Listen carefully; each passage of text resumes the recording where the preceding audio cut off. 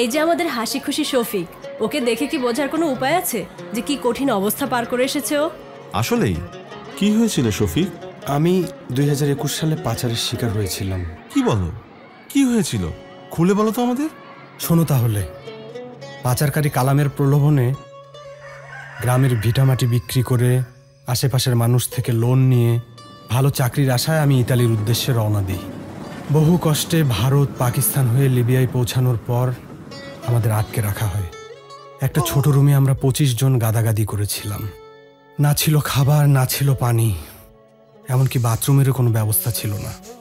তারপর আবার মারধর করে বাড়ি থেকে আরও টাকা পয়সা চাওয়া হয়। কিছুদিন পর গোপন সূত্রে খবর পেয়ে লিবিয়া পুলিশ আমাদেরকে উদ্ধার করে।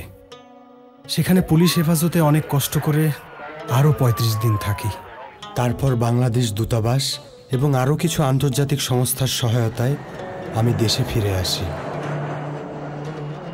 আচ্ছা, তারপর দেশে ফিরে কি করলে?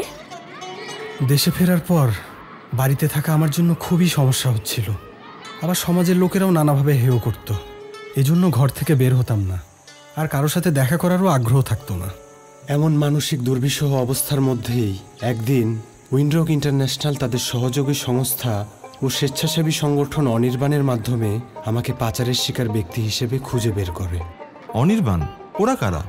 অনির্বাণ হলো মানব পাচারের শিকার ব্যক্তি যারা ফিরে আসে তাদের জন্য একটি সংগঠন। অনির্বাণ সদস্যরা স্বেচ্ছাসেবী হিসেবে মানব পাচার প্রতিরোধ করার সাথে সাথে পাচারের শিকার হওয়া ব্যক্তিদের সমাজে ও পরিবারে প্রতিষ্ঠিত করার কাজে নিয়োজিত। আমার মতো পাচার হওয়া ব্যক্তিদের তারা নানাভাবে সহযোগিতা করে থাকে। আর সুরক্ষা সেবা সেটা কি? সে তো অনেক কিছু, যার কারণে আজকে আমি তোমাদের সাথে এই পিকনিকে আসতে পেরেছি।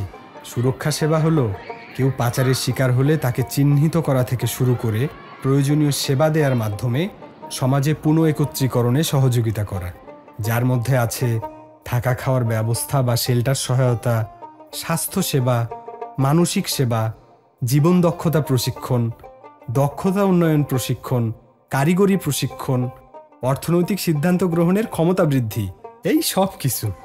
এই বিষয়গুলো আমার জীবনকে একদম পাল্টে দিয়েছে। আমি মনে করি এই প্রক্রিয়ার মাধ্যমে পাচারের শিকার একজন ব্যক্তি নিজেকে সমাজে পুনঃ একত্রিত করতে পারে, এছাড়া আইনগত সহায়তাও পেতে পারে। আর এই সেবাগুলোর ব্যাপারে তাদের সাথে আলোচনা করে আমি সিদ্ধান্ত নিয়েছিলাম।